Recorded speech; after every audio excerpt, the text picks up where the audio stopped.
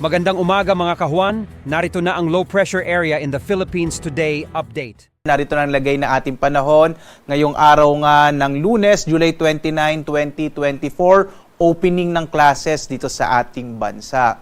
Sa ating latest satellite images nga natin, makikita natin yung southwest monsoon o habagat na patuloy na nakakaapekto, partikular na sa kanlurang bahagi ng Luzon. Makikita nyo, medyo maulap pa rin yung kalangitan, partikular na sa may bahagi ng Ilocos Region at ilang bahagi ng Central Luzon, yung area ng Bataan at Zambales. Asahan pa rin na malaking tsansa ng mga pag-ulan sa araw na ito. Samantala, patuloy pa rin yung pagmamonitor natin dito sa low pressure area na ating huling namataan na sa 220 kilometers northeast ng Apari sa lalawigan naman ng Cagayan. Sa ngayon, basta pinakahuling datos natin, medyo nahihirapang maging isang bagyo itong low pressure area na ito dahil nasa isang environment siya na hindi conducive para ma-develop into a tropical depression. Pero patuloy pa rin nating i-monitor itong low pressure area na ito sa mga susunod na oras. At samantala, sa iba pang bahagi ng ating bansa, sa eastern side ng Luzon, sa Kabisayan at sa Mindanao, mga isolated rain showers and thunderstorms naman ang mararanasan.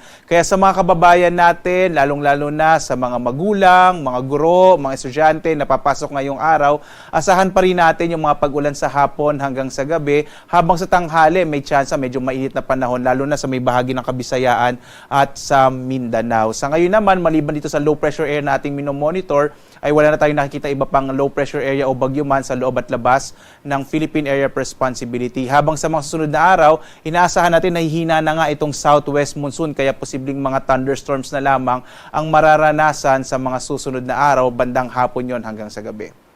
At narito ang ating inaasahang panahon dito sa bahagi ng Luzon. Inaasahan natin ang itong area ng western section ng Luzon ay makararanas pa rin ng mas malaking tsansa ng mga pag-ulan. Ito ay dulot nitong southwest monsoon o habagat. Partikular na nga itong area ng Ilocos Region, Bataan, Zambales. Posible din yung area ng Cordillera, partikular na sa Abra at sa bahagi naman ng Benguet, dyan sa may Baguio din. Sa nalalabing bahagi ng Luzon, inaasahan naman natin ng mga isolated o pulupulong pag-ulan, pagkilat, pagkulog, habang malaki yung tsansa na medyo mainit at tanghali ang mararanasan, lalo na dito sa may silangang bahagi ng Luzon. Agwat nga ng temperatura natin sa Lawag sa 24 to 32 degrees Celsius, sa Tuguegarao aabot na hanggang 33 degrees Celsius, sa Baguio 70 to 22 degrees Celsius, sa Metro Manila naman 24 to 32 degrees Celsius, sa Tagaytay 24 to 31 degrees Celsius, habang sa Legazpi nasa 24 to 32 degrees Celsius.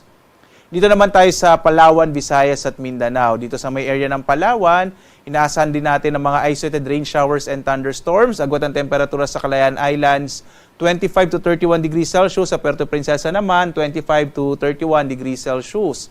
Malaking bahagi din ng Kabisayan ang makararanas ng generally fair weather, pero may chance pa rin ng mga isolated rain showers and thunderstorms. Agwat ang temperatura sa Iloilo, 26 to 32 degrees Celsius. Sa Cebu naman, 25 to 32 degrees Celsius.